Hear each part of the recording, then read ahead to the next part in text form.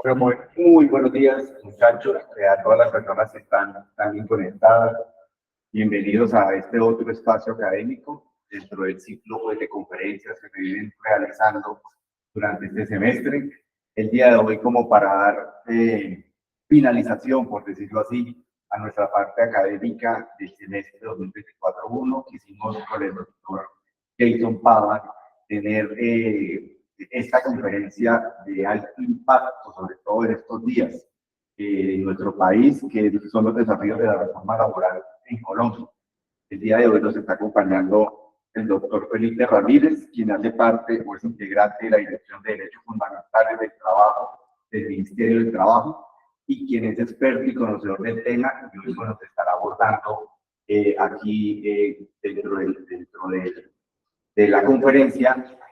Agradecemos a todos su presencia, como temas de poder analizar, porque aquí el Benedetto, doctor, usted dueño de ese espacio, si dejamos las preguntas para el final o dentro del mismo conferencia se van despejando, ya el doctor es dueño ahí. Entonces, doctor, bienvenido, muchas gracias. Aquí, pues, ahí llega la presentación. Doctor Jesús Pava, muchas gracias también por tenernos este espacio. Espero que sea de su total agrado, de verdad que es un tema muy interesante. Las personas que están conectadas, bienvenidos. La conferencia se va a grabar. Yo en estos momentos ya creé algo que no tenía en el programa, es un canal de YouTube. Entonces, en ese espacio les estaré compartiendo el enlace para que también el doctor ahí, cuando quiera de pronto hacer un podcast, se lo podemos estar compartiendo. Y ustedes también, estudiantes, tengan ahí pues la réplica de todas estas conferencias. Entonces, bienvenidos, el espacio suyo, quedo atento para cualquier cosita. Bienvenido, siga. Listo, gracias, profe Roberto, gracias, profe Jason. Muy buenos días.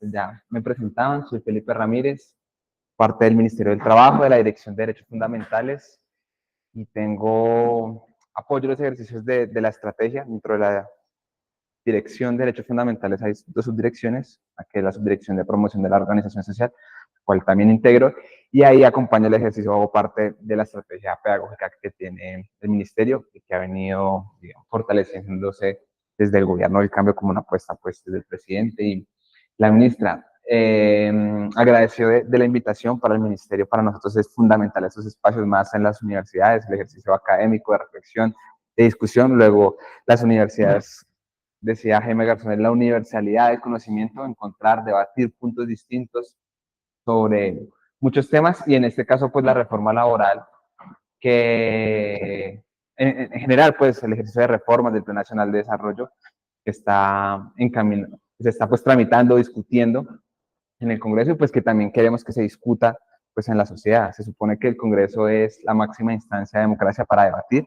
Desafortunadamente no ha sido de esa forma, no por ahorita, porque hace mucho tiempo el Congreso no sirve en ese ejercicio de discusión, y para nosotros y nosotros como mencioné es fundamental que la gente discuta, sepa de qué se está hablando en términos de la política y demás. Entonces, para comenzar, quisiera dividir en dos partes la exposición o el conversatorio. Una primera, una reflexión en torno a lo que nosotros entendemos por las reformas, cuál es el sentido que creemos deben tener las reformas en el marco pues, de la teoría del Estado, si se quiere, esto de la teoría del poder, como nos encontramos nosotros en el Ejecutivo, y ya poder entrar a detallar los aspectos que tienen o le dan cuerpo a la reforma laboral como tal, tanto su apartado de derecho individual, principios, derecho individual y derecho colectivo. Entonces, sobre lo primero, más, no es en diapositiva, decir que Cuando nos encontramos, cuando llegamos pues al gobierno y quienes hemos trabajado ahorita en el Ejecutivo, pues vemos que es un Estado, ustedes creo que bien lo saben, que está construido a espaldas de la gente. O sea, el Estado colombiano le sirve a unos intereses y está construido para defender unos intereses muy particulares, no para garantizar derechos. ¿Sí? Y eso ha sido, si se quiere, un ejercicio de larga duración. No es una cosa pues de los últimos gobiernos, sino que así se ha constituido, así se ha organizado. Ahí, para entender el Estado, nosotros, lo ha dicho también el presidente a propósito de una visita que hizo hace poco el ex vicepresidente de Bolivia, Fernández Liria, decía que el Estado es una comunidad ilusoria, y retomando ahí la ideología alemana de Marx y Engels. ¿Por qué? Porque se supone que el Estado administra todos los bienes comunes, ¿no? Administra, por ejemplo, los mares, ¿sí? El espacio aéreo, administra los impuestos, la seguridad, administra el uso del suelo, ¿sí? El Estado es una comunidad en ese ejercicio, administra todos los bienes comunes, es dueño de los bienes comunes y es quien decide qué se hace con ellos, que se producen últimas también, pues uno tiene que sacar la cédula y demás. Hay muchos elementos de eso. Pero es una comunidad ilusoria, porque entonces es comunidad de eso, por ese lado, pero es ilusoria porque la forma de administrar esos bienes comunes es una forma monopólica, lo administra a favor de unos intereses muy concretos, ¿sí? De unos sectores minoritarios en la sociedad, de los sectores más poderosos, de los grandes gremios económicos. Ustedes recuerdan que en la pandemia pues, estaba muriendo, gente que no tenía acceso pues, a alimentos, no podía pagar los servicios públicos, y en ese momento, ¿qué hizo el gobierno de turno? Le dio un montón de dinero a los bancos para que tuvieran liquidez, a Bianca, ¿sí? Y demás. La administración de los bienes comunes es una administración monopólica, a favor de unos intereses muy particulares. Y por eso es una comunidad ilusoria, no es una comunidad real.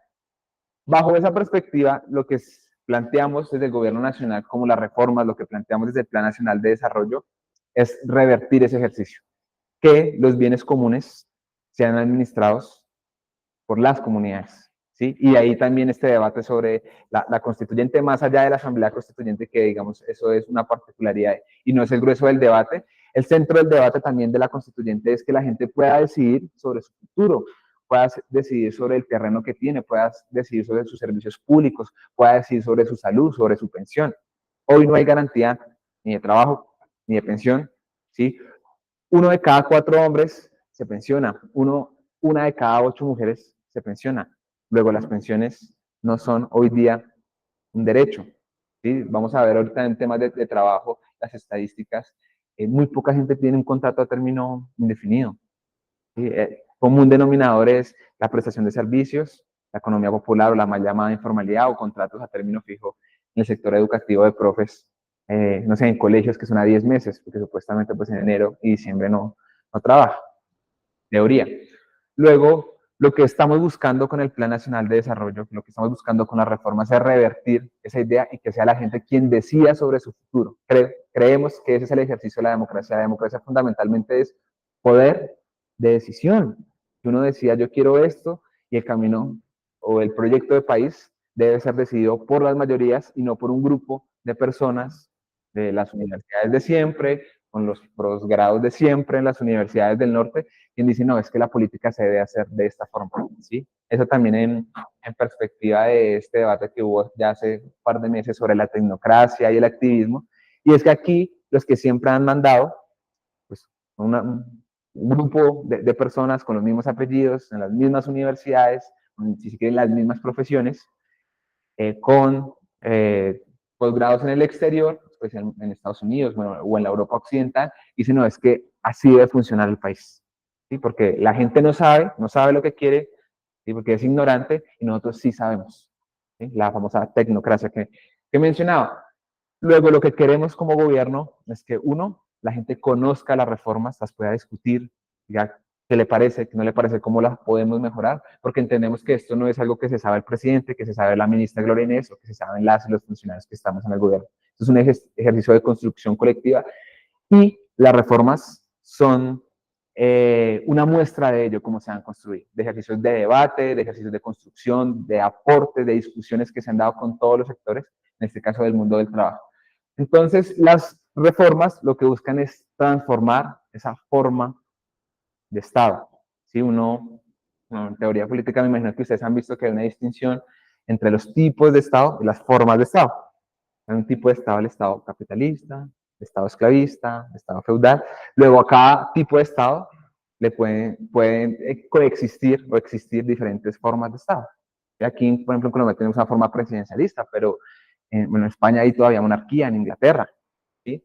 Y son estados capitalistas, es un tipo de estado capitalista, pero tienen otras formas. Nosotros estamos, por lo pronto, por la fuerza que hay, peleándonos otra forma de estado, una forma mucho más democrática.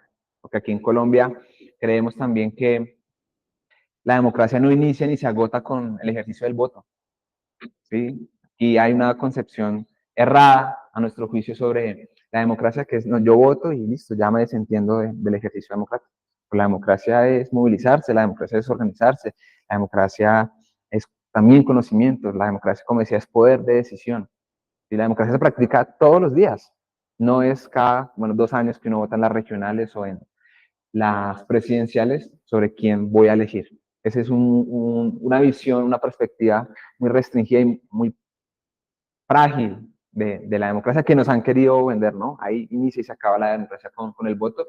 Y en esa medida nosotros creemos que evidentemente eso no es así, la gente tiene que decidir y las reformas buscan eso, darle poder a la gente, poder de decisión, fundamentalmente, que la gente decía, yo quiero esto.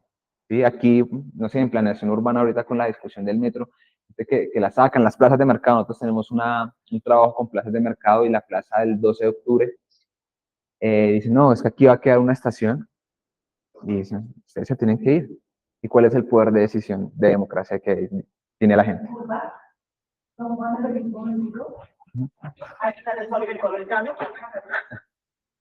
No existe.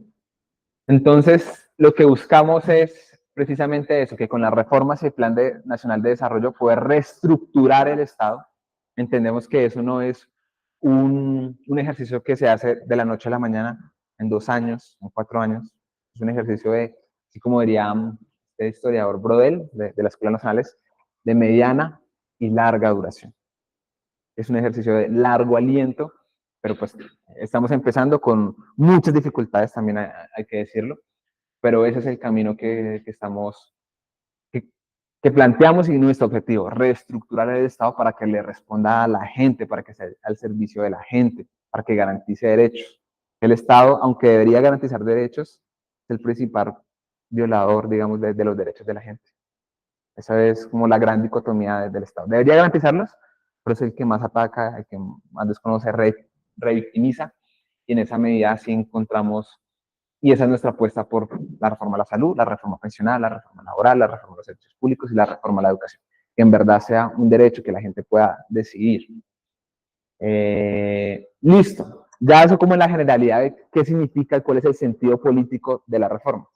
Ya entrando en materia propiamente de la reforma laboral, entonces, mencionar aquí que la estrategia de construcción pues respondía a eso que les decía sobre el poder de decisión. Entonces, desde el ministerio se crearon varios espacios y una amplia estrategia de participación en la que la gente pudo llevar sus insumos, sus propuestas sobre qué debería tener la reforma laboral. Recuerden que ustedes lo deben saber muy bien, que pues Colombia es un país que tiene un régimen laboral pues atávico, ¿sí? De hace muchos años construir un estado de excepción que no responde a las particularidades propias del mundo del trabajo aquí en Colombia y que se hizo pensando en, digamos, relaciones de producción de países occidentales, de contrato formal de trabajo, que en economías como la nuestra, economías periféricas latinoamericanas, nunca ha sido la gran mayoría. Colombia, la industria nunca ha sido significativa.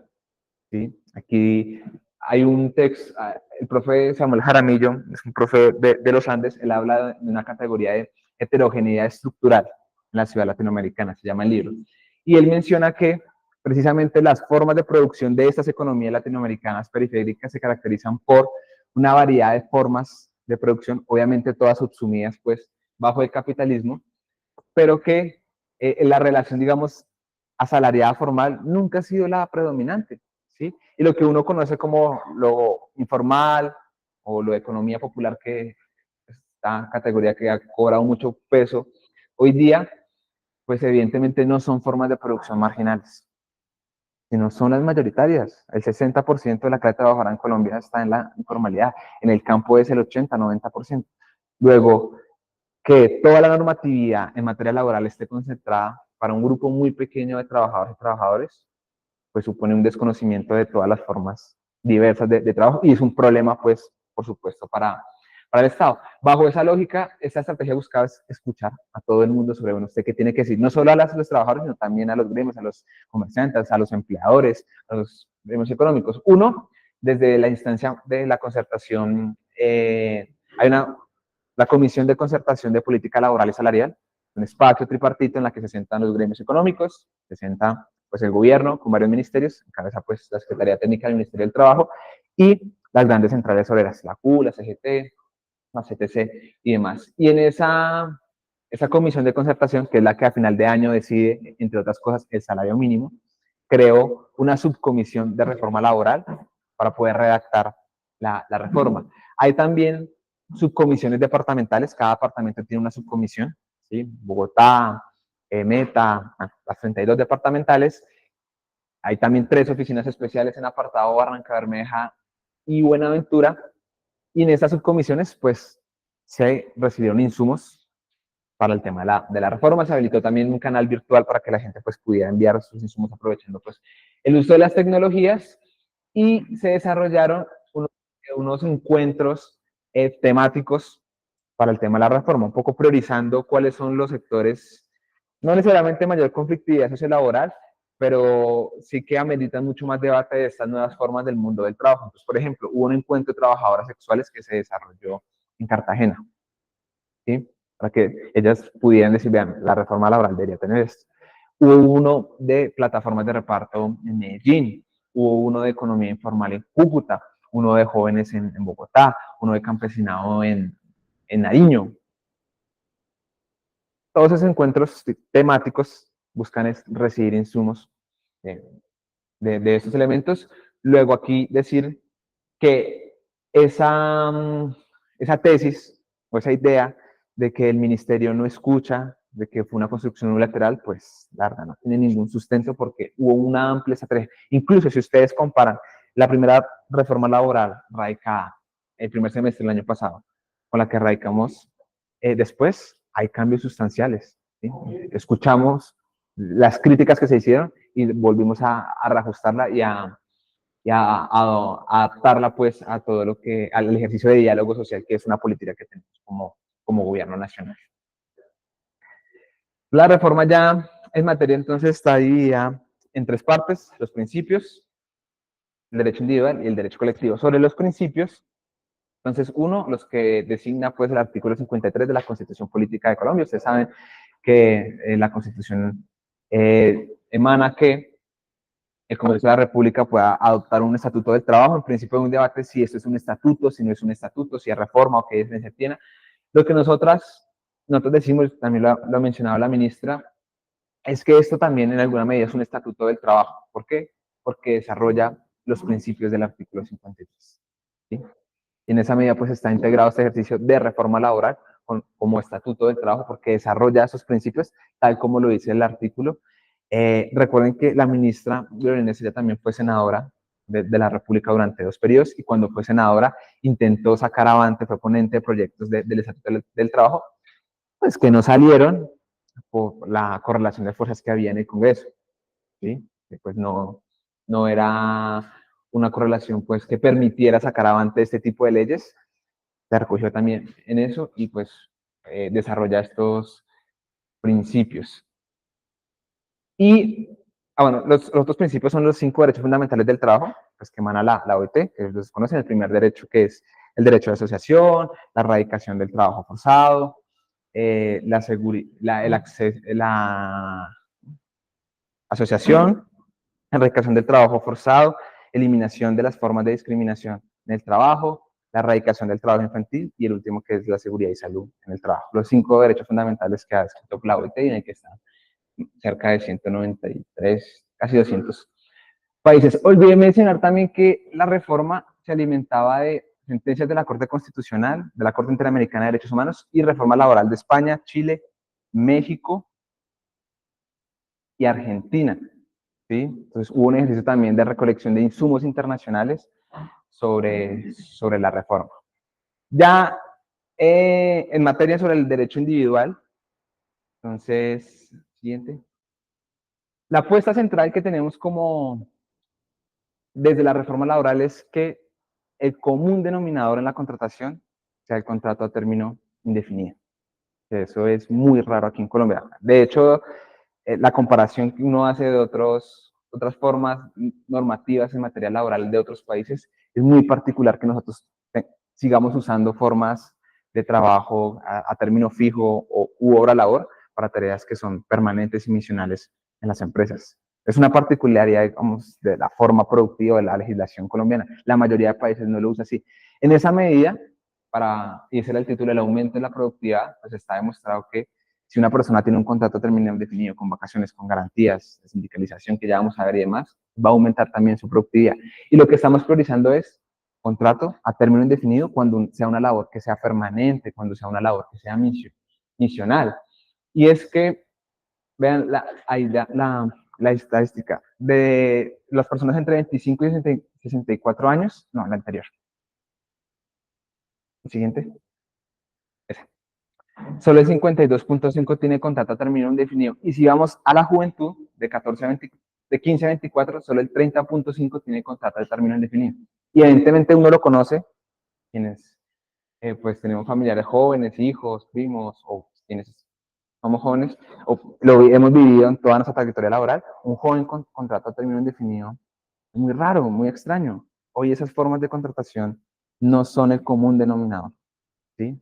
Son otras, el hora labor, la prestación de servicios. Hay mucha gente que todavía sigue por el contrato verbal, que bueno, es un contrato, pero las palabras se las lleva el viento y uno le puede decir, no, yo no le prometí eso, eso es mentira. Bueno, demuestre la carga probatoria, bueno, y eso es como deje así. Entonces, nuestra apuesta es que el común denominador sea el contrato a término indefinido por las garantías que este supone para las y los trabajadores. Y en la reforma que decimos es, listo, empleador, usted quiere contratar a término fijo, quiere contratar por hora labor, quiere usar otra forma de contratación, debe justificar por qué está usando esa otra forma de contratación. Hoy día uno lo contratan como quiera el empleador, ¿sí? Y si uno dice no, pues hay un montón de gente esperando, un ejército industrial de reserva. Aquí con la reforma lo que planteamos, no. Si usted quiere contratar a un profesor que desarrolle una tarea misional permanente, justifíqueme por qué lo va a contratar solo 10, 8, 7 meses. No hay justificación. O sea, lo cierto es que no existe justificación alguna para contratar a una persona que está perdiendo 2 meses de salud y cotización a pensión. Va a demorar más en pensionarse, que está perdiendo garantías de sindicalización, porque usted se le acaba su contrato y dice, no, yo no lo despedí, se le acaba su contrato y voy a contratar a otra persona. Ya, si me cayó mal, si es de izquierda, si entonces tiene una orientación sexual diversa, etcétera, etcétera, etcétera. Entonces, lo que decimos es contrato a término indefinido como norma general. No acabamos el hora labor, no acabamos el de término fijo, ¿sí? Pero lo que decimos, esos deben responder para lo que se crearon y no usarse para desconocer derechos como se usa hoy día, desafortunadamente, en la mayoría del país. Hay otra apuesta que nos parece importante y esta se agregó también, ahí mismo es esta, la ineficacia del despido discriminatorio, y es que si una trabajadora o un trabajador alega que su despido fue consecuencia de un ejercicio de discriminación, pues el despido queda nulo, ¿sí? No podrá ser despedido y la carga probatoria queda en el empleador. Y aquí en Colombia, pues somos un país, también por el marco del conflicto armado, que existe mucha discriminación, el patriarcado, el machismo, reglas de heteronormatividad y demás, el racismo, por supuesto. Y con este artículo en concreto lo que estamos apostando es que exista una evaluación objetiva del trabajo de las personas, ¿sí? Y que la gente no la despidan porque el patrón le dio, digamos, la santa, ¿sí? Sin justificación alguna. Dice, no, a mí me despidieron porque soy gay, soy lesbiana, o porque soy, no sé, de izquierda, o porque soy de tal religión, soy musulmán, ¿sí? Si es un despido por esa causa, entonces no solo queda nulo, sino que el empleado debe justificar, ¿sí? Tiene la carga probatoria de decir, no, ese despido no se debió a eso, sino que se debió a una evaluación objetiva del trabajo. Y pues con eso protegemos más el trabajador, que en últimas es el eslabón débil ahí de la cadena. La siguiente, no, la siguiente, no, yo me quedo. Este es el otro título de esa misma parte del derecho individual, las medidas de ingreso para las familias trabajadoras. Ahí tenemos, bueno, uno, el tema de la jornada de trabajo. Ustedes saben que Uribe fue un gran exponente contra reformas laborales, con la tesis neoliberal es que si yo recorto derechos, les pago menos a la gente, pues los empleadores van a contratar más gente, ¿sí? Porque ya no necesito pagar lo que le pago a uno, ahora le puedo pagar a dos. ¿Sí? Porque si uno cobra mucho, si yo le bajo la mitad, pues, por ejemplo, puedo contratar a dos personas, luego crece entonces la población trabajadora y desciende en consecuencia el desempleo. Lo cierto es que eso no ocurrió, eso es totalmente falso, o sea, en la realidad práctica no ocurrió. Y lo que estamos es poco devolviéndonos a lo que había antes, que la jornada laboral diurna, en principio planteamos que fuese de 6 de la mañana a 6 de la tarde, en el marco de las conversaciones con el Congreso de la República y los acuerdos que hay que hacer políticos, que eso también es un ejercicio de la política. Uno a veces quisiera hacer muchas cosas y se pide al gobierno, no, que haga esto, haga X o Y, pero pues cuando uno está en el Congreso, cuando se votan los proyectos, pues uno tiene que hacer acuerdos políticos. Eso es lo cierto, que eso es con votos allá, ¿sí? Y uno puede perder por uno, por dos, por tres votos. Y entonces en ese marco hay que hacer acuerdos. Entonces, que no inicie la jornada, que no acabe la jornada diurna a las 6, bueno, que acabe a las 7. Y si con eso pasa, pues bueno, ahí avanzamos. Y eso también hay que tenerlo claro, porque eso marca pues la perspectiva que tenemos de política. En política uno no hace lo que uno quiere. Entonces, política uno hace con lo que da la tierrita.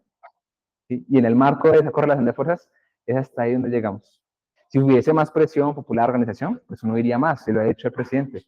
Los cambios van hasta donde la gente se mueva y se organice. No pueden ir más allá porque esa es la fuerza que tiene este gobierno. Este gobierno nació es precisamente de la movilización, de la organización. Y cuando eso decline o le tiemblen pues las rodillas al ejercicio de movilización y organización, pues el gobierno comenzará a tambalear. Si hay un apoyo popular fuerte, pues el gobierno podrá avanzar. Y en esa medida, pues tuvimos que conciliar de esa forma el tema del trabajo diurno, el tema de la jornada laboral. Tenemos también el tema de las licencias, y aquí ustedes también saben que la ministra, pues es una ministra feminista, que toda su vida se ha dedicado a defender pues, los derechos de las y los trabajadores en general, pero especialmente pues, el de las mujeres, que tienen muchas más vulnerabilidades y precariedades en general y en el mundo del trabajo en particular. Y aquí, por ejemplo, en ese ejercicio de justicia, con esas particularidades, se habla de las licencias médicas para atender todo el tema de enfermedades relacionadas al ciclo menstrual, dismenorrea, extensión abdominal o endometriosis. Entonces, ya el Ministerio de Salud, las estadísticas en salud han dicho que cerca de un 20% de las mujeres sufren de este tipo de enfermedades, ¿sí? Y piénsese que en Colombia la brecha en el acceso a la salud es muy grande y aún más cuando se habla de derechos sexuales y reproductivos. Entonces, seguramente son muchas más las mujeres que tienen estos cuadros, digamos, médicos, ¿sí? Pero que pues, no tienen el acceso a un ejercicio médico, luego no pueden ser diagnosticadas. Entonces existe una licencia propia para atender ese tipo eh, de dificultades médicas, ¿sí? Licencias también para las obligaciones escolares de hijas e hijos, para atender asuntos judiciales, médicos, legales, administrativos relacionados con violencias basadas en género. Ocurre mucho, lo vamos a ver en el mundo del trabajo, pues el acoso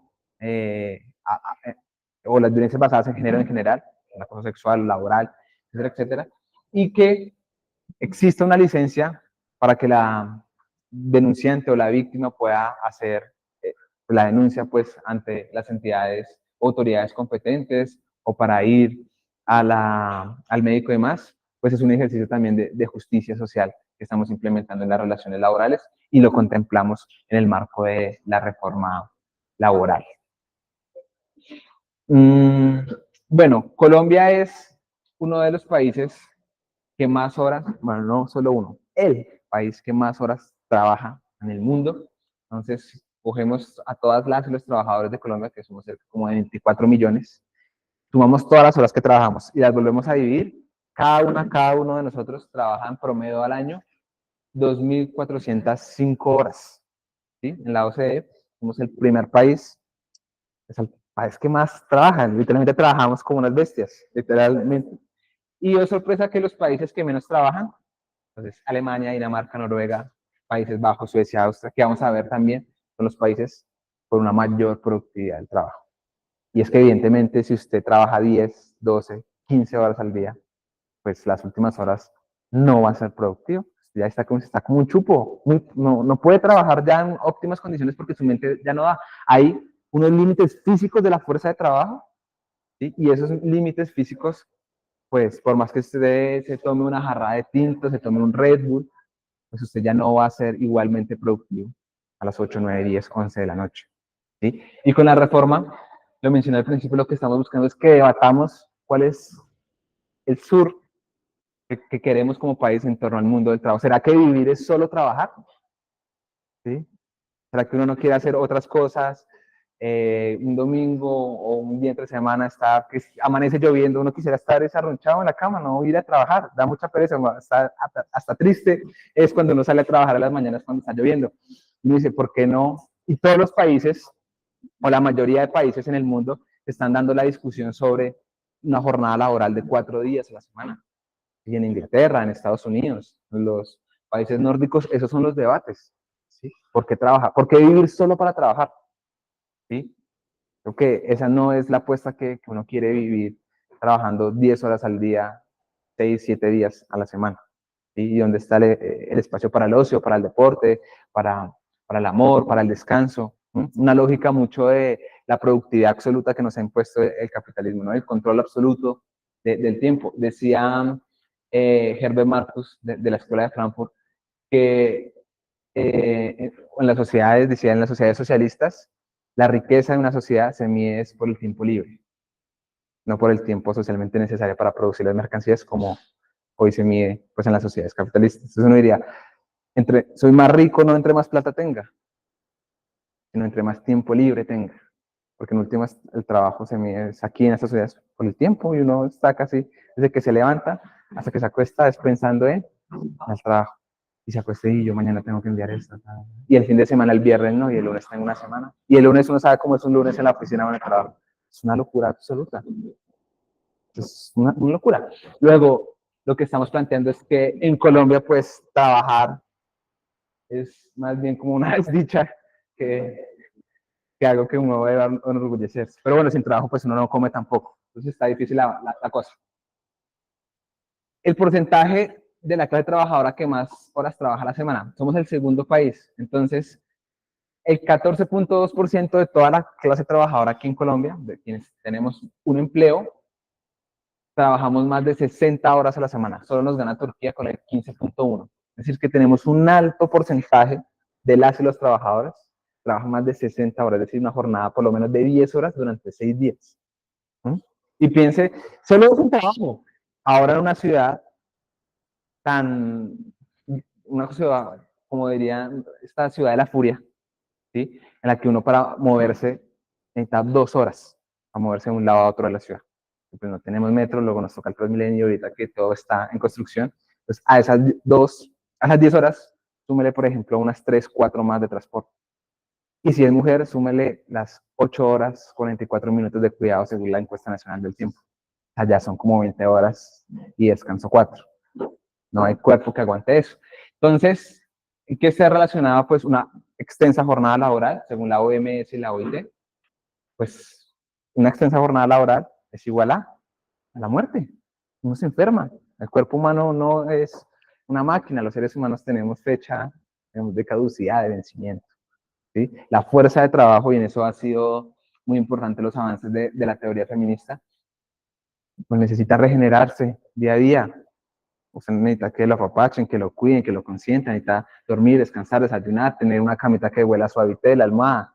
Y eso está estudiado. Los psicólogos que estudian el tema, los médicos que estudian el sueño dicen que uno cuando va a dormir debe tener una cama que huela rico para que uno se sienta a gusto para dormir y descansar, dejar el celular y demás. Pero si uno está todo en productividad, se va a enfermar. El estrés es la enfermedad del siglo XXI, de la sociedad capitalista es el estrés y estrés desemboca en muchas cosas. Y también lo dicen en los estudios.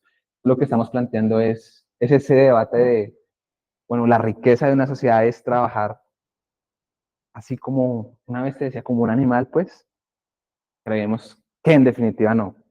Que el trabajo es importante, pero que no debería ser todo en la vida. O no debería ser lo más importante. Que cuando uno crece, pues yo decía, toda mi vida que hice solo trabajar, y ya pues para disfrutar estoy más enfermo, no puedo caminar, no en la rodilla, la espalda, el coxis, la asiática, ya no puedo disfrutar, aparte ni me va a pensionar. Entonces, con la reforma laboral, pues sí nos vamos a pensionar. Pensionar. Listo. La eliminación, listo. Entonces, bueno, Colombia, como mencionaba, es un país profundamente patriarcal, con una estructura también, el mercado de trabajo en particular, es una característica del mundo del trabajo en Colombia, su estructura patriarcal, el ejercicio también del machismo, de la discriminación en todas sus formas, y pues es un elemento que se debe abordar con toda la seriedad que ello merece.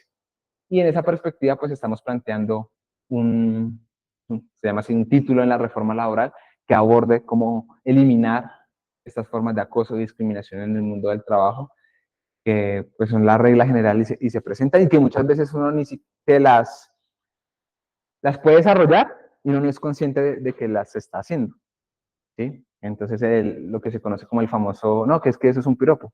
No, eso se llama acoso. Eso no es un piropo, eso es un acoso.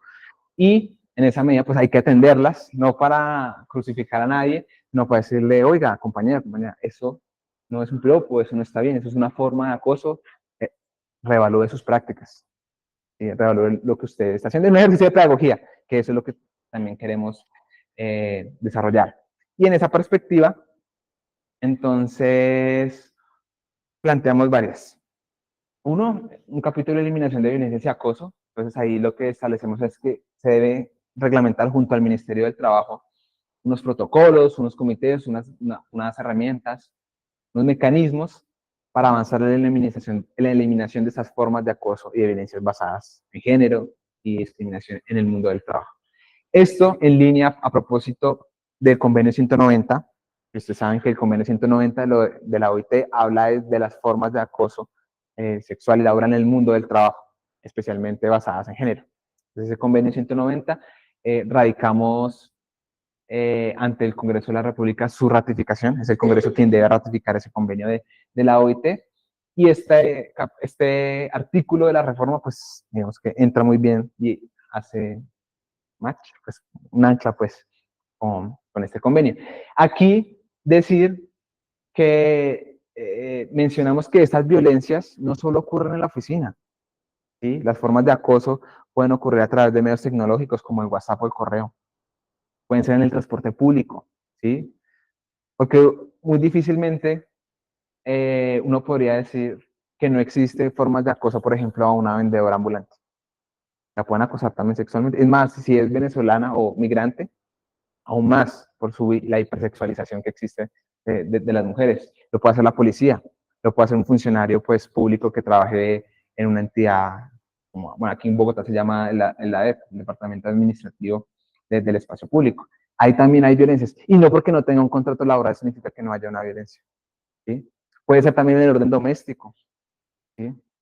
Entonces, este artículo lo que reconoce es una avance en eso de lo que se llama en la sociología del trabajo una concepción ampliada del mundo del trabajo. Que el trabajo no inicia ni se agota con llegar y salir de la oficina. ¿Sí? Un compañero de trabajo sigue a otra compañera en el bus o en el Transmilenio y la cosa, eso también es acoso y está mediado por un ejercicio también del trabajo. Y este artículo pues detalla que existen muchas formas, sitios y espacios en los que puede ocurrir esas formas de violencia, como decía también a partir de dispositivos tecnológicos o de comunicación, y que no solo los desarrolla por ejemplo, el empleador. De hecho, los estudios que se han hecho aquí en Colombia sobre formas de acoso sexual en el mundo del trabajo, pues especialmente son las mujeres quienes son víctimas de estas prácticas, menciona que la mayoría de acosadores son los mismos compañeros de trabajo. No es el superior, no es el jefe, sino que suele ser el compañero que está al lado en la oficina, o el profesor, ¿sí? O el compañero profesor, pues digo. Y en esa lógica, pues hay que reconocerlo y atender esas particularidades. Y que esas formas de acoso, la mayoría pueden ser comentarios, miradas, como, ¿sí? Y esas son también formas de acoso, ni piropos, ni halagos, ni nada de eso. Entonces ahí lo planteamos. Y reconocemos también que, y avanzamos en que no podrán despedirse trabajadoras víctimas de violencias basadas en género o por circunstancias asociadas, ¿sí? Porque esa también es la fácil. Ay, no, entonces la compañera, la trabajadora denunció. ¿Cuál es la fácil? No, pues yo la despido porque eso después se vuelve un problema y no sé qué, dice más. Decir, no, si es una persona que sufrió una violencia basada en género, no podrá despedirse. Debe haber un trámite, una reflexión en la empresa o en la entidad, ¿sí? Que esto es del amplio mundo del trabajo, sobre este tipo de prácticas, y también reconocemos que no podrá discriminarse a las mujeres en sus diversidades, géneros no binarios y diversidades sexuales en general. No existe pues un prototipo de mujer único o prototipo de ser humano. Es una diversidad de orientaciones sexuales, de géneros, el ejercicio del no binarismo. Y esa también es una forma de ser y estar en el mundo, y es totalmente válida y respetable como lo es las formas, digamos, más tradicionales que tenemos. Bajo esa lógica no podrá discriminarse, y lo decimos como textual, a propósito de estas discusiones sobre el reconocimiento, por ejemplo, de las mujeres trans, que evidentemente son mujeres y merecen los mismos derechos. Hay no es una película, es como un documental, creo que se llama así, que se llama O putas o peluqueras, y habla que la mayoría de personas trans o mujeres trans solo tienen esas dos opciones, ¿sí? O el ejercicio de trabajo sexual o el tema de peluquerías. Muy pocas pueden tener un trabajo pues formal, un trabajo con prestaciones, con pensión y demás. Creemos que tienen el mismo derecho a tener un trabajo como todas y todos tenemos la posibilidad de tenerlo. Y eso lo contemplamos en la reforma laboral. La siguiente es, bueno, la brecha salarial, que también mencionamos, esta famosa conquista de trabajo igual, salario igual, y las mujeres ganan menos que los hombres, aun cuando las mujeres suelen estar más preparadas que los hombres, y pues reciben menos dinero solo por el hecho de ser mujeres. Luego, entonces, también, esto es una forma de violencia, por supuesto, una violencia económica en este caso, y bueno, la estadística de la brecha salarial, la siguiente, bueno, las medidas medidas para la formalización laboral. Se nos ha dado también mucha crítica porque dicen algunos sectores que la reforma laboral lo que quiere promover es la informalidad. ¿Sí? Entonces han salido unos economistas, defensores pues de unos intereses bien particulares, y dicen no, que la reforma va a crear más informalidad de lo que estás promoviéndole y demás. Uno, pues que no se han mirado el ombligo, ellos son los que nos han llevado hasta acá, ¿sí? Con tasas de informalidad de más del 60%. ¿Sí? Pero bueno, para ellos el ejercicio de la autocrítica parece ser pedirle peras al olmo. Pero lo cierto es que nosotros sí estamos promoviendo el ejercicio de formalización, ¿sí? Porque entendemos que ese es un camino que hay que transitar y hay que avanzar. Bajo esa perspectiva, entonces, tenemos, uno, la laboralización del contrato de aprendizaje. Pues recuerden que fue Uribe también quien deslaboralizó el contrato de aprendizaje, le quitó el carácter laboral. ¿Y eso qué significa en concreto? Por ejemplo, que un joven, en su mayoría son jóvenes, que tiene un contrato de aprendizaje, no cotice a pensión. ¿Sí? Según la unidad de gestión de pensión y para fiscales, la UGPP, los jóvenes que están en contrato de aprendizaje, o las personas que están en contrato de aprendizaje, pierden 2 años de cotización a pensión. 2 años menos, o los que se demora más pues, para pensionarse, 2 años sin cotizar. Ejemplo, la ley 1010, que es la ley que regula todo el tema del acoso laboral, no reconoce a las personas que están en contrato de aprendizaje porque como no es un contrato laboral, Y la ley es taxativa al mencionar que solo es aplicable a contrato laboral.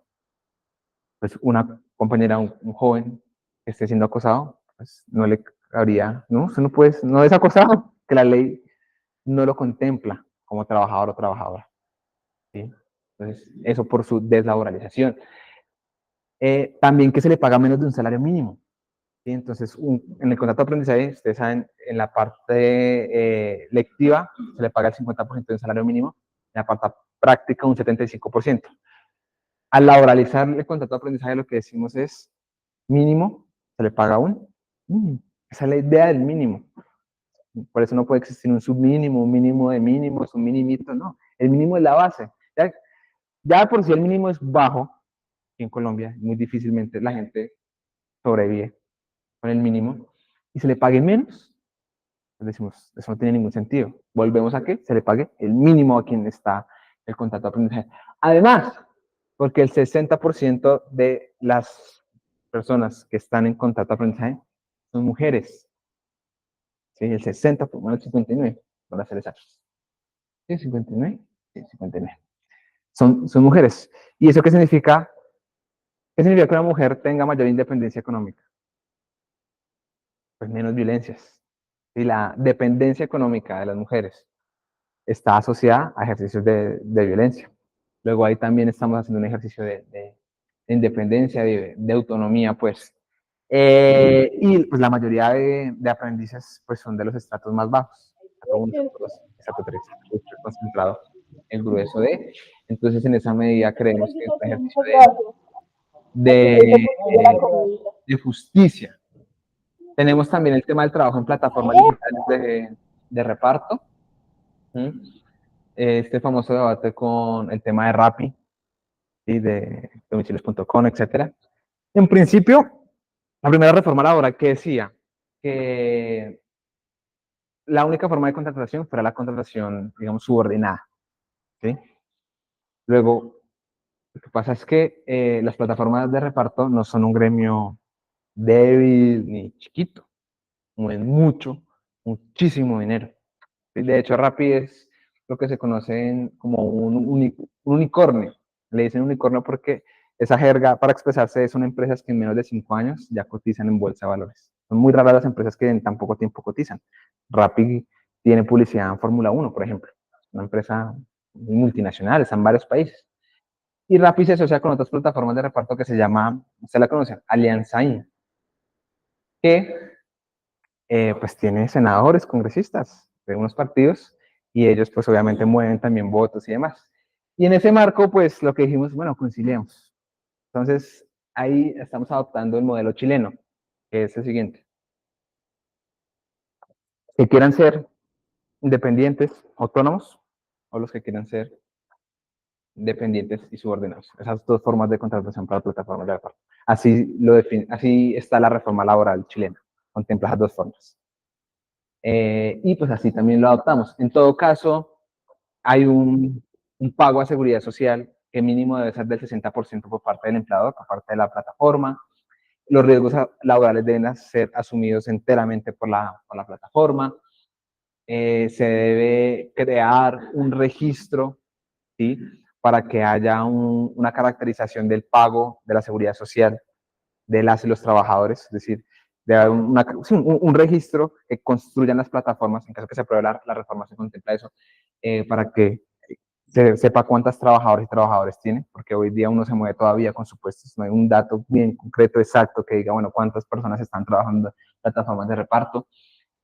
También hay una supervisión humana, ¿sí? Entonces, en cada lugar debe haber una supervisión humana, un punto, pues, para el que vaya un trabajador, una trabajadora y diga, oiga, la plataforma no me sirve, no me deja aceptar pedidos y demás. Y no quede como que yo envío un ticket virtual hasta que me responde. No, de una persona, una estación, pues un lugar donde haya una persona y diga, bueno, resuélvame el problema de esto, porque eso ocurre en la tecnología. Las plataformas se caen, el usuario se daña, no sé qué, si se más, queda vetado. Entonces, haya una supervisión humana y no se deje esto bajo la idea del algoritmo, el panóptico del algoritmo, ¿no? Que todo lo puede, todo lo hace. Es cierto, también falla. ¿Mm? Entonces, bueno, ahí contemplamos eso. mencionar también que por qué no nos metimos con las plataformas de transporte. No podemos, que es una ley que está encabezada en mi transporte. Pues competencia de mi transporte y pues nosotros no podemos echarle mano a otro ministerio. Entonces, eso es una discusión que pasa por transporte. Nosotros podemos hacer con plataformas digitales de reparto, y ahí lo estamos haciendo. Igual ya hay un convenio colectivo firmado con una organización sindical y RAP, con UNIAP, que avanza en algunos ejercicios de estos derechos. Todo esto para promover la formalización. Creamos, y esto sí es nuevo, el Jornal Agropecuario, un contrato que hoy día no existe y es una deuda histórica que tenemos con el campesinado. El campesinado, sin duda alguna, ha sido uno de los sectores sociales, un sector de la clase obrera más vulnerado, marginado, afectado por el conflicto armado, si no el más. ¿Sí? Recuerden que en la Constitución política, hasta hace poco tiempo, no decía la palabra campesino. O sea, un país con una tradición rural profunda como Colombia, a quien debemos muchos de los avances en materia social gracias al campesinado, a su movilización, a su resistencia. Y en la Constitución no aparecía ni una vez la palabra campesino. ¿Sí? Hasta hace poco que se aprobó ese reconocimiento, y de allí pues todo el trabajo que también hace en Agricultura, la Agencia Nacional de Tierras y los diferentes ministerios. ¿Qué vamos a hacer nosotros? Bueno, crear un jornal agropecuario. En la ruralidad, más del 80% de las personas están en informalidad. ¿Sí? No cotizan ni a pensión. Ver un campesino pensionado es rarísimo, es muy raro. No, que yo nunca, ¿qué? Si viven muchas veces del pan coger o de formas simples de producción mercantil. Y en esa medida, entonces, creamos este jornal agropecuario, ¿sí? Que es una forma de contratación nueva, como decía, no existe hoy día, estamos creándola, para que las y los campesinos, así no se reconozcan como campesinos, no importa, pero quienes trabajan en la ruralidad y lo hagan hasta por 27 semanas, pues tienen esta forma nueva de contratación. ¿Sí?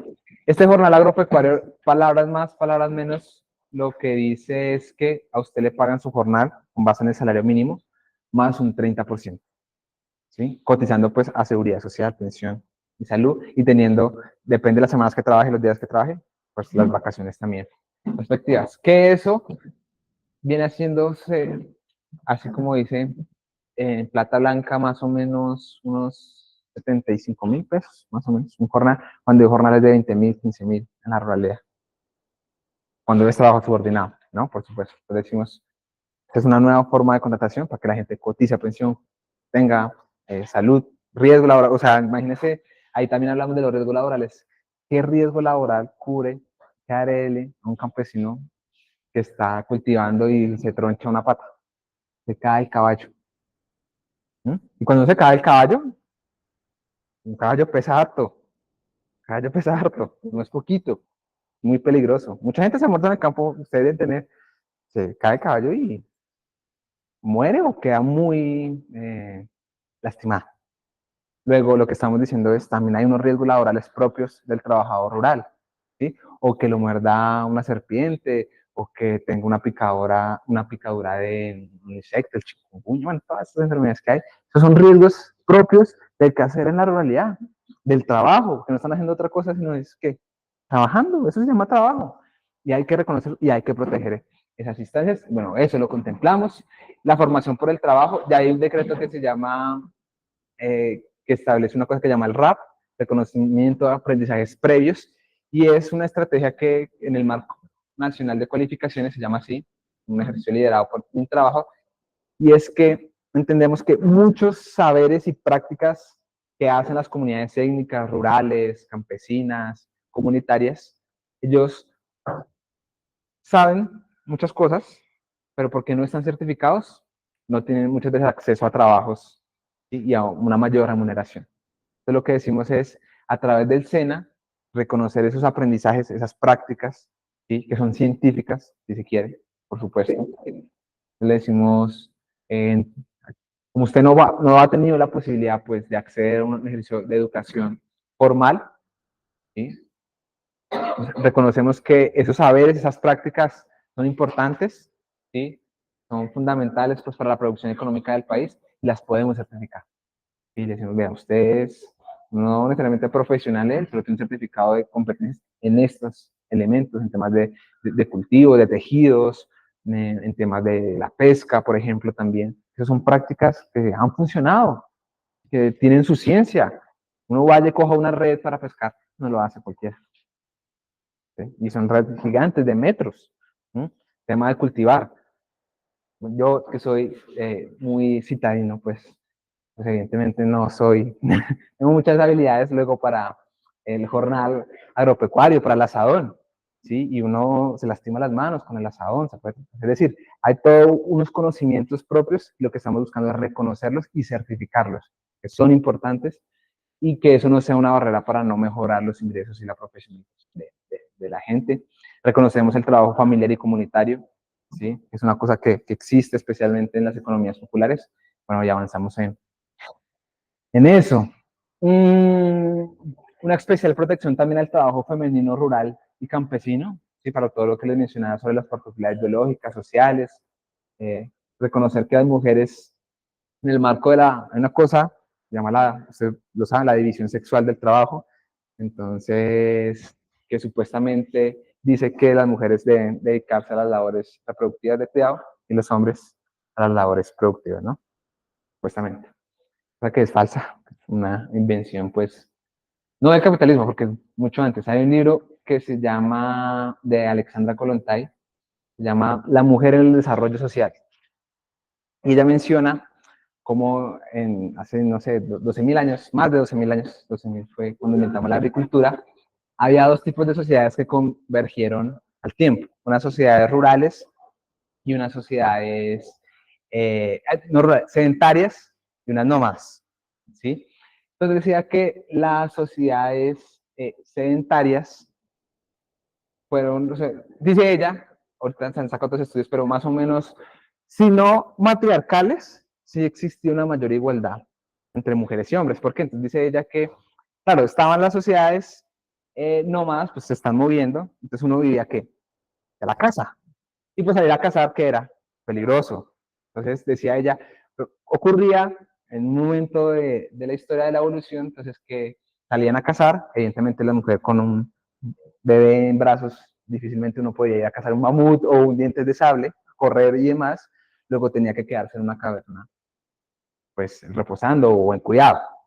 Y pues resulta que la manada se la comieron las fieras. Pues como buena mamá, pues no se muere de hambre. Comenzó a probar alimentos, frutos, los que había ahí, y se dio cuenta que había unos frutos comestibles. Pues como en ese momento evidentemente no había cubiertos, pues caían semillas al piso. Y se dio cuenta que esas semillas que caían al piso después de un tiempo resultaban en ser brotes. Esos brotes crecían después y daban frutos. Entonces ya comenzó a decirle a sus coterráneos, a sus compañeros de la manada, oiga, volvamos a este sitio que volvimos hace un tiempo, porque hay una forma de alimentación que es mucho más segura que ir a cazar unos animales salvajes. Y dice Alexandra Kollontai que ahí nació pues la agricultura gracias a las mujeres. Y entonces que hacen un estudio de las principales diosas, que dice la diosa de la medicina en las antiguas Grecias y en las antiguas religiones suelen ser mujeres, porque al tener el conocimiento también de las plantas, pues sabían cuál podían curar. Recuerde que muchas plantas son ¿qué? Medicinales.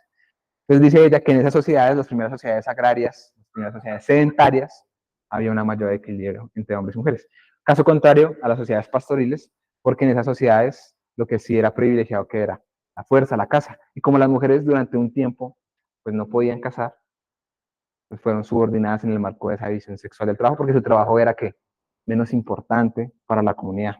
Bueno, ese libro es muy interesante. Luego lo que decimos acá es que el trabajo rural femenino pues es muy importante, hay que reconocerlo y hay que protegerlo porque generaciones enteras se han creado, han formado gracias a eso, al trabajo de las campesinas, del cultivo, del cuidado que hacen pues de los animales y demás. Tenemos también el tema del trabajo doméstico remunerado en días del convenio 189 de la OIT, que es un trabajo bien particular, cerca del 98-99% de las trabajadoras pues son trabajadoras mujeres quienes trabajan en el orden doméstico, que no suelen cotizar a pensión, no suelen tener seguridad social. ¿Sí? Hasta hace poco se ha avanzado en ese ejercicio, gracias por supuesto también a los sindicatos que existen Y aquí lo que planteamos es seguir avanzando en ese ejercicio de contratación formal de las trabajadoras, de su garantía de los derechos fundamentales del trabajo, y que en la Comisión de Concertación de Políticas Laborales y Salariales, ese órgano que les decía nacional, tripartito, un puesto de esa mesa lo tengan las trabajadoras domésticas. Y se sienten allá, que es un espacio para elaborar la política laboral del país, para construirla, y ese es un espacio pues, que debe tener las trabajadoras como deuda histórica que tenemos con ellas. Ese portuario se quitó, o sea, ya no existe. Bueno, entonces tenemos aquí el tema de los micronegocios. Eso es un artículo muy importante porque lo que decimos es que la gran mayoría, ¿se puede darle a la siguiente un segundo? Entonces, estos son los micronegocios que hay en el país a 2022. 5.150.000. 4.084.066 son de una persona. De 2 a 3 hay 910.000 y de 4 a 9, 155.000. O sea, la gran mayoría es muy pequeño, son micronegocios. Entonces, para volvernos, ¿qué decimos? Que en los micronegocios, si ese micronegocio avanza en un ejercicio de formalización, que es tener su cámara de comercio, tener un libro contable, tener un registro de los contratos que tiene con sus trabajadores y trabajadores, que paga mínimo 6 meses ¿al qué? Al año, 6 meses al año, seguridad social de sus trabajadores, puede acceder a unos incentivos especiales y microcréditos, ¿sí? Con el Estado. Nosotros desde el Ministerio del Trabajo acabamos de sacar una nueva versión de una cosa que se llama Empleo para la Vida, no sé si lo han escuchado, que el Empleo para la Vida es unos apoyos, es un fondo de 400.000 millones de pesos, o sea, mucho dinero, que lo que busca es incentivar la formalización. Entonces, si a una trabajadora o un trabajador nuevo lo contrata una empresa, el Ministerio del Trabajo le da a esa empresa, si es una persona con discapacidad, le paga el 35% del salario. Si es un joven, le paga el 20%. Si es una mujer mayor de 28, le paga el 15%. Y si es un hombre mayor de 28, paga el 10%. Y si esa persona durante los últimos 4 meses no cotizó a salud ni pensión, tenía el seguro de desempleo, estaba recibiendo el seguro de desempleo, se le aumenta un 10% más. Si es con discapacidad, queda 45%, si es joven 30% y así. Y es un fondo para incentivar la contratación formal de las y los trabajadores. Debe tener lo mínimo 6 meses. Bueno, hay toda una política que se alinea con esto del tema de micronegocios para que la gente contrate formalmente y se pague salud, pensión, porque la mayoría de micronegocios pues están en formalidad, le pagas un diario 20.000, 35.000 pesos. Y la verdad es que si uno, imagínese, 5 o 10 años trabajando así, sin cotizar la pensión, sin salud, que usted se vaya en bicicleta y lo estrelle, ¿qué?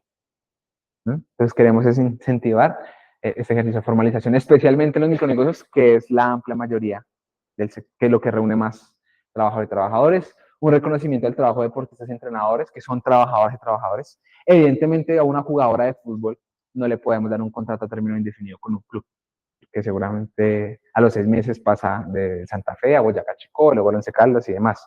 Pero es una trabajadora y debe tener un contrato con todas las garantías que ello supone. Y en esa medida, yo pago esto. Y en esa medida reconocemos pues las garantías que entran laborales de salud y pensión y de riesgos, etcétera. Reconocemos también el trabajo del arte y la cultura, ¿sí? Las y los trabajadores del arte y la cultura son trabajadores, tienen unas particularidades de su cotización, por ejemplo, que es una cotización parcial, eso se llama, no es parcial, sino, bueno, es por periodos. Literalmente los trabajadores del arte y la cultura es cuando les salga un proyecto. Así funcionan desafortunadamente. Y en esa medida lo que queremos avanzar es, uno, que sean reconocidas como trabajadores, es decir, que tengan todos los derechos que tienen todas y todos los trabajadores. Tanto el que trabaja en una oficina, como el que se dedica a pintar, el que se dedica a la actividad cultural, a rapear, etcétera, etcétera. ¿Sí? Entonces, ahí los contemplamos, lo mismo a las comunidades étnicas, a los periodistas, comunicadores sociales y afines. Entendemos que esto es un articulito nomás. ¿Sí? La idea es que estas cosas puedan después ampliarse en ejercicios de políticas públicas, por ejemplo, la política pública de trabajo digno y decente que estamos próximos a sacar. Siguiente. Bueno, Colombia es un país que abusa de la tercerización y la intermediación laboral. Es otro de los gran problemas que tenemos, porque el intermediador se queda pues con la mayoría del dinero y las garantías y subordina. Y esto se usa de muchas formas, no solo para bajar salarios, sino también como formas de antisindicalización. ¿Sí? Porque las empresas dicen, no, usted no es mi trabajador, usted es de un tercero, hágale paro al otro, no a mí. Lo que debemos es no acabarla, no quisiéramos, no podemos, es haga un buen uso de esas formas. Entonces, ahí que planteamos. Uno,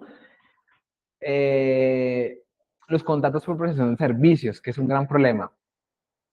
Decir que la mayoría de la reforma no se concentra en el sector estatal, en el sector privado. Yo sé que el Estado es quien más abusa de estas formas de contratación. Hay cerca más de 1 millón de contratistas en el Estado y pues no contempla el ejercicio del Estado.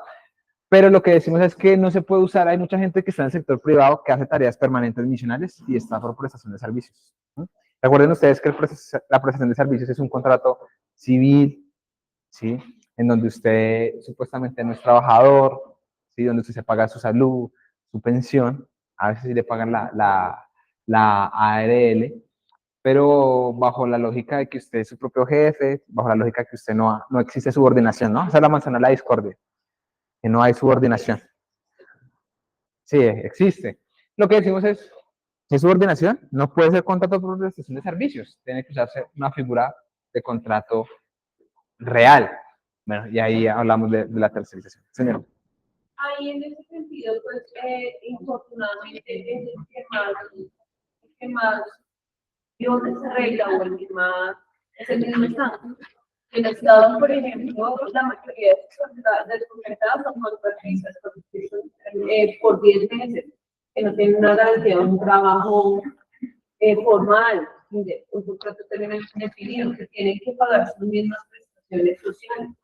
Entonces, digamos que desde el gobierno debería iniciar, y no como pasó, digamos, ahora que está en el tema de la DIAN, en el que por una tutela tienen que sacar a unos empleados que están en el periodo de cargos transitorios, que finalmente pues es para darle derechos a los que se pueden entrar a carrera, hacerlo, pero ¿qué pasa con esos trabajadores que tenían un cargo en tránsito? ¿Sí? Entonces no podemos ver, o en el caso de los subcontratos o los contratos de prestación de servicios, pues el gobierno acaba con ellos, pero no contratando a sus empleados, sino terminando sus contratos. Entonces ahí también queda una desprotección para los contratistas, para esos empleados de prestación de servicios, que también tienen una subordinación, porque en unos casos es una subordinación. ¿Sí? Ejemplo, una profesora que está, una gestora de un jardín infantil, que está con un contrato de prestación de servicios, y ya pues, cuando quiere, le toca ir los días que los niños están en el jardín, pero aún así tiene un contrato de prestación de servicios con el Estado. Entonces, eso es algo que desde el gobierno se debería poner a la pared, pero no en el sentido de que acabemos de todos los contratos de prestación de servicios y las personas que están en el contrato, ¿qué pasa con ellos? Sino darles una opción para que esas mismas personas que están en el contrato de prestación de servicios puedan entrar a las plantas ya como tal, como empleados del Estado. Y otra cosa que vemos con los contratos de prestación de servicios, que todos son cuotas. La mayoría de los contratos de prestación de servicios son por cuotas políticas. Entonces, yo tengo el contrato porque mi político ganó y me ofreció el contrato. Entonces, ¿qué pasa cuando hay un cambio sí, por ejemplo, ahorita que en Bogotá ya estamos haciendo un cambio de alcaldes menores? ¿Sí? El alcalde que estaba ahí con sus personas sale todo, porque el nuevo tiene que traer a sus personas que para los que les propuso voten por mí para que les pueda dar. Entonces, el ministerio sí debería ser muy escrupuloso y deberían de verdad mirar eso, pero no en el sentido de que terminemos con los contratos de prestación de servicios y ya, No quiere falta de las personas, no puede quedar también sin trabajo. Sí, de acuerdo. Es un tema muy espinoso, toda vez que tampoco existen muchos estudios detallados sobre eso, el uso de esa forma. Eh, yo escribo a propósito de eso, un texto sobre los contratos de prestación de servicios. Existen sindicatos, se llama Contratistas del Mundo Unidos, UNIAS se llama. Y ahí lo que yo hago como una pequeña reseña. Por ejemplo, la mayoría de contratos por prestación de servicios los usan las entidades de orden regional y departamental, no tanto las entidades de orden nacional como los ministerios. Segundo, no existe hoy día estudios detallados de cuánto podría costar la formalización de todas esas trabajadoras y trabajadores.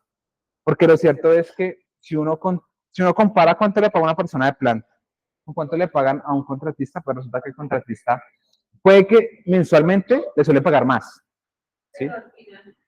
Pero exacto, porque trabaja 8 o 9 meses, entonces 3 meses está sin salario. No tiene primas, ¿sí? No tiene todas las garantías que tienen los acuerdos colectivos, por ejemplo, en el ejercicio de garantías sindicales, que no son pocas al interior de las organizaciones sindicales estatales. ¿Sí? Los sindicatos en el Estado tienen varios beneficios, garantías, pues se han peleado con la lucha, pero pues de eso no gozan los contratistas. ¿Sí? Y entonces el impacto también fiscal, porque eso es de dinero, o sea, en últimas, eso es un impacto fiscal. ¿Cuánto dinero? No existe una genuina estimación sobre ese ejercicio. Propiamente desde el ministerio, lo que sí ha hecho el presidente, lo que se está haciendo, igual eso va caminando, está rengo, está crudo, diría mi mamá. Se ha hecho unos estudios con la Escuela Superior de Administración Pública, con la SAP, sobre cargas laborales, ¿sí? Para determinar efectivamente cuánto se debe ampliar la planta, porque no se da abasto, o sea, el Estado no da abasto, y menos si un Estado que se propone garantizar derechos, da menos abasto aún con todos los ejercicios que hay que hacer. Entonces, eso se está caminando, pero pues también es un ejercicio de dinero, que yo necesito contratar a la gente con presupuesto, pues saber que yo le puedo pagar cada mes. Y los estudios sobre eso aún son muy pequeños. La entidad que más ha formalizado es la DIAN, que con el ejercicio del concurso. También es decir que hay organizaciones que se oponen al concurso. Hay mucha gente que está, en muchos ministerios, mucha gente también está en provisionalidad. La provisionalidad también se ha usado como cuota política. Y es un híbrido, porque la provisionalidad usted lo puede contratar, en el contrato a término, o sea, es un contrato laboral, pero se lo puede colocar como cuota también política, como ocurre en los prestaciones de servicios, no tanto así con el concurso. Y la gente con provisionalidad, pues en caso de concurso, si no pasa, pues queda a merced de. Y hay entidades que hablan como no, nosotros somos provisionales, no queremos concurso. Bueno, hay una cosa tanto de ancho como de largo, pero sí hay una perspectiva por parte de la ministra de acabar esos contratos basura al interior del Estado, lo que la cosa es mucho más difícil de lo que se pensaba. Pues el Estado es, como decía Jorge, es un leviatán, un monstruo feo, feo. Pero bueno, bueno, es la reducción de brechas y equidad, entonces planteamos, a ver, bueno, uno, aumentamos la licencia de paternidad, creo que eso es muy importante mencionarlo, la licencia de paternidad a 12 semanas, entendemos que pues el cuidado de un bebé, una bebé recién nacida, pues debe ser conjunto, del papá y la mamá, no solo de la mamá. Bajo esa lógica, entonces, al ampliar la licencia de paternidad, pues estamos haciendo un ejercicio de redistribución de las tareas del cuidado, ¿sí? Que es una apuesta pues que tenemos, que nos parece central, y pues que en los primeros meses de vida, pues un niño debería, ojalá fuera más, señora. ¿Qué está haciendo el Estado con respecto a sus contratos a esa empresa que aún también de los trabajadores, por lo menos ahora nosotros le llevamos seguridad social, seguridad y también el trabajo social? Ya estamos llevando el nivel unos datos a unas, ellos han pedido pensionar una persona, pero ellos tienen 15, 18, 24 horas a veces trabajando continuas. Es un abuso. Ellos no tienen una sensación de que no nos damos cuenta, pues, o sea, ellos pueden tener, entre comillas, un buen sueldo, aunque no es un buen sueldo porque se trabaja 18 horas, se trabaja 16 horas. O sea, eso es injusto. Usted no tiene derecho a sentarse de ver a personas nunca se sienten, no tienen una cierta calidad. Y eso es un abuso para lo que está pasando. O sea, todas las empresas de Guzmán, todas las empresas deben recibir mi maquilla. Y sí, los que estamos ganando ahí somos nosotros, porque lo que no les pagan a ellos, no los pagan. Por eso es una abuso contra ellos. Entonces, es una vulneración de sus derechos. Sí, sobre esas denuncias particulares, pues nosotros tenemos un canal que es el correo para hacer una querella. Para hacer una querella ante el ministerio, las atiende las direcciones territoriales. Entonces hay una dirección que es una hermana, Dirección de Derechos Fundamentales, la Dirección de Inspección, Vigilancia, Control, y esa dirección es la encargada de todas las direcciones territoriales del ministerio, las 33 que les decía, y las 3 oficinas especiales. Entonces, si es en Bogotá, no puede escribir un correo dtbogotá@mintrabajo.gov.co. Esto es una denuncia, porque hace un día también es una denuncia donde estaban obligando el empleador estaba obligando a decirle cómo tenía que renunciar, tenía que cuidar que por su sentido, o sea, todo eso por trabajo. Y eso está muy bueno, porque los periodistas no son todos no dicen que eso es como trabajo. Porque eso no es como usted va a emitir, que va a emitir lo que está pasando esa persona. Una ARL, ahorita nosotros tenemos un trabajo con ARL para la creación de las personas, porque imagínense, nos pide derecho a ir a un baño. Nos contaba una de las personas con las que estamos en el trabajo, que le tocó orinarse ahí en el puesto a un señor, porque no tiene permiso de ir a un baño. Y eso no es una vulneración a sus derechos. Por supuesto. Sí, yo creo que en ese caso en concreto podríamos después mirar y como ministerio poder hacer un ejercicio de inspección, que ese es el camino que normativo pues del ministerio de procedimiento. Son los inspectores de trabajo quienes detallan esas vulneraciones a los derechos y colocan las medidas correspondientes en materia de investigación, sanciones y demás. Ese es el camino, digamos, que se hace, o las querellas pues propias que pueden hacer tanto las personas de forma individual como si existe una organización sindical. Ahorita podemos mirar el caso a caso, miramos, yo leo mi correo y miramos cómo podemos hacer. No, yo directamente lo que necesito, yo le llamo a él y nosotros los estudios de trabajo, pues para que, porque ellos están pidiendo referencias, que no lo vamos a buscar. Claro, como tal, pero es que yo, mi pregunta va, venga, es injusto, es que si una persona tiene que ir a hacer su propio trabajo, no puede ir al baño. O sea, eso no es correcto. Es como sobre cómo esta persona está trabajando 18 horas, 24 horas y no pasa nada. Eso está a la vista de todo el mundo. Esto va a ser entonces uno tiene tanta generación. Yo creo que lo que usted dice es muy importante porque, digamos, hay un análisis jurídico. Claro, usted carga un análisis jurídico, pero usted dice como providente del país, como borrado por el observador. Borrado por el observador y digamos,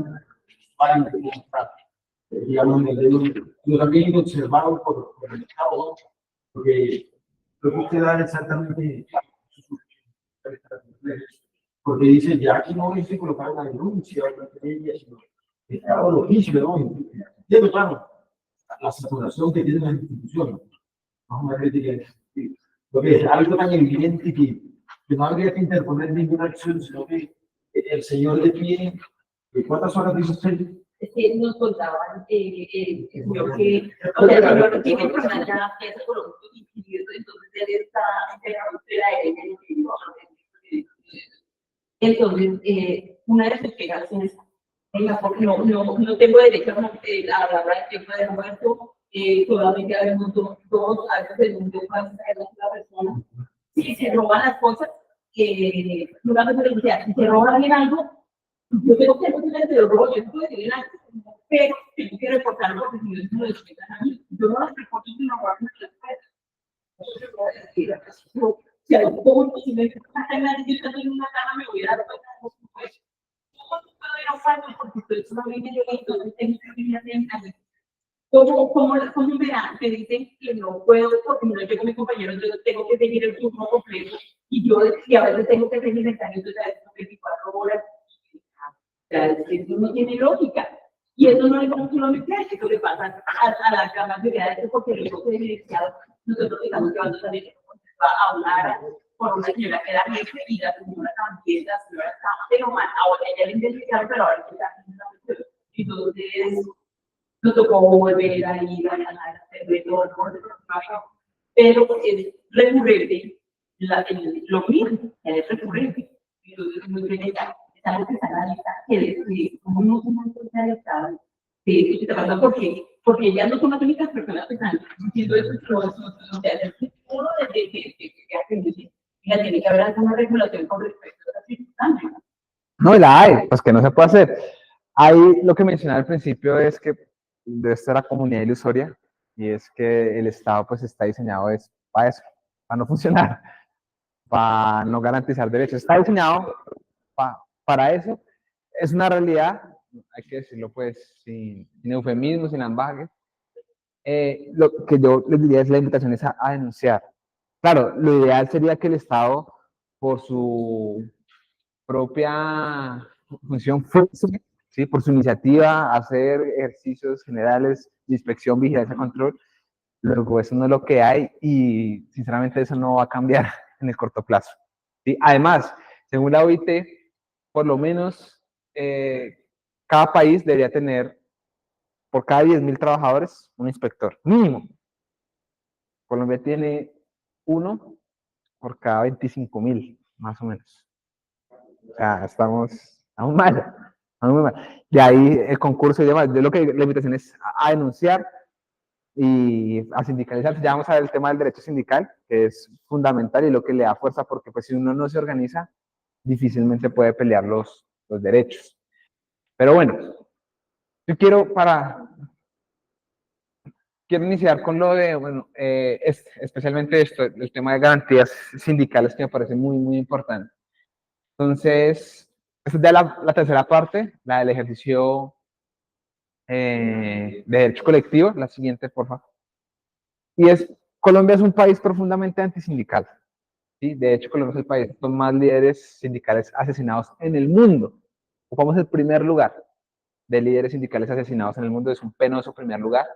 Solo del 71 al 2018 tenemos cerca de 15.000 hechos victimizantes, según la Escuela Nacional Sindical, que va, pues ahí está, desde amenazas, pasando por homicidios, desplazamiento forzado, hostigamiento, detenciones, atentados, desaparición forzada, secuestro, tortura, allanamiento, homicidio familiar. Es decir, hay todo un prontuario de medidas para acabar los sindicatos. Es una política casi de Estado. Hay un libro que se llama El sindicalicidio, del profe Renan Vega, y él ahí detalla esa estrategia antisindical que tiene Colombia, que no solo es el asesinato, la sustracción de materia de las organizaciones sindicales, sino que es también la privatización de empresas, ¿sí? Eso es una medida antisindical.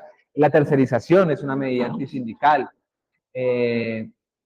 Hay todas las audiencias judiciales, negarse a negociar, no dar permisos sindicales. Es decir, Colombia tiene un prontuario, es un líder mundial en conductas antisindicales. ¿Sí? En eso sí podemos nosotros enseñarle a otros países, desafortunadamente. Y en esa medida, reconociendo esa realidad, que no hay que esconderla, la anterior, por favor. ¿Qué planteamos? Uno, el respeto por el ejercicio sindical, de libertad sindical, ¿sí? Que es un derecho, de hecho es el primer derecho fundamental de la OIT, el derecho a asociarse sindicalmente. Es fundamental. Los sindicatos son muy importantes en la democracia, ¿sí? Son fundamentales para la democratización de las relaciones laborales.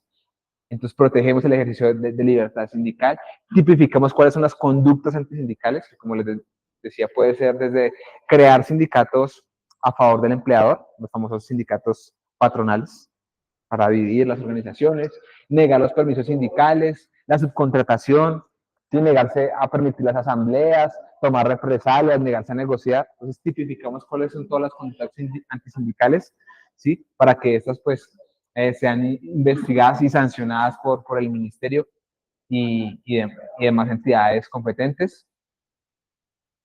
La siguiente, por favor. La siguiente. Colombia es uno de los países con la menor tasa de sindicalización de la OCDE. Estamos en último lugar con el 4.6%, incluso eso es menos. ¿Sí? Hace poco salió, el año pasado, salió un estudio de la Universidad del Rosario, del Observatorio Juvenil, y le preguntan a los jóvenes qué estaban dispuestos a hacer para cambiar el país. Entonces, con los que estudiar, trabajar, pagar más impuestos. El último era sindicalizarse. Un joven no quiere sindicalizarse. Yo no sé aquí cuántos de ustedes están sindicalizados o tendrán la posibilidad, porque es la otra. A veces muchas entidades no es posible sindicalizarse. ¿Sí? O es un riesgo igual sindicalizarse. Lo cierto es que entonces es una tasa muy baja de sindicalización. ¿Sí? Todo está tasa. Sindicatos que son débiles, son pequeños, no pueden pelear condiciones dignas de trabajo. Los países con mayor tasa de sindicalización son los países que menos horas trabajan, como veíamos en la anterior gráfica. Entonces, ¿qué países? Pues, Bélgica, Dinamarca, Finlandia, Noruega, Países Bajos, Suecia, Austria, Alemania. ¿Sí? Son países que tienen una cobertura también de negociación colectiva mucho más alta. Vean, Islandia el 92%.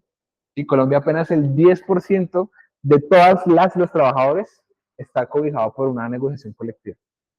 Es ínfimo, es muy, muy, muy pequeño. La mayoría de trabajadores no siquiera ni sabe qué es una negociación colectiva.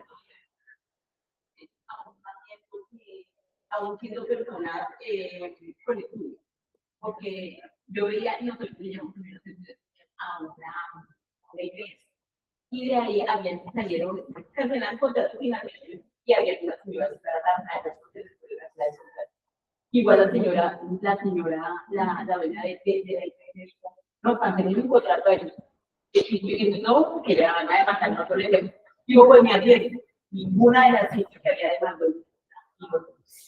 Yo digo, pero la señora era profesional porque conoció doctores, había una que era una audióloga, o de la psicóloga, y ella desconoce sus derechos porque si ella pudiera saber, no permite que se les pague, no permiten que las desarrollen su seguridad social a todos y ellas tienen que seguir pagando. Y yo estoy impresionada, digo, de las con ninguna hizo nada. Sí, de acuerdo, eso es una cosa bastante complicada y bueno, que también obedece esa base de la poca fuerza que hay de conocimiento y de pelea. Sobre la negociación colectiva propiamente hay también un título y lo que decimos son varias cosas. Uno, prohibir los pactos colectivos. ¿Sí? Los pactos colectivos es una medida antisindical muy, muy grande que en Colombia es curioso porque la OCDE es la que dice, oiga, ustedes deben prohibir los pactos colectivos, ¿sí? No fue este gobierno que se metió a la OCDE, el gobierno anterior. Estamos en contra de, bueno, ya estamos ahí, listo, ¿qué hacemos? Ahora, lo curioso acá, más que curioso, lo inverosímil es que los gremios económicos pelearon porque Colombia se metió a la OCDE. Y cuando se trata de ajustar su gasto, digamos, público, su gasto social, son los primeros en decir, sí, hay que hacerle caso al Fondo Monetario, a la OCDE. Pero cuando esas mismas entidades dicen, oiga, hay que prohibir pactos colectivos, hay que elevar la tasa de sindicalización y demás, dicen, no, eso no hay que hacerlo. Entonces, para unas cosas sí, acatamos las medidas internacionales y los convenios, pero para otras no. Entonces, no podemos jugar a esas dos cosas. Lo que decimos es prohibir los pactos colectivos, ¿sí? Los contratos sindicales también, por supuesto, porque son medidas antisindicales, ¿no? En muchas empresas hay muchas más personas, trabajadores con pacto colectivo que sindicalizadas. Y el sindicato cada vez va retrocediendo más. Y el pacto colectivo, aunque la legislación no lo permita, lo cierto es que va a decir, tiene incluso más garantías que la convención de las organizaciones sindicales. Y es para acabarlas y arrasarlas. Pero bueno, hasta esa prohibición, avanzamos también en el ejercicio de negociación en temas de la unificación de la unidad de negociación, ¿sí? La famosa negociación por rama, que es lo que queremos avanzar.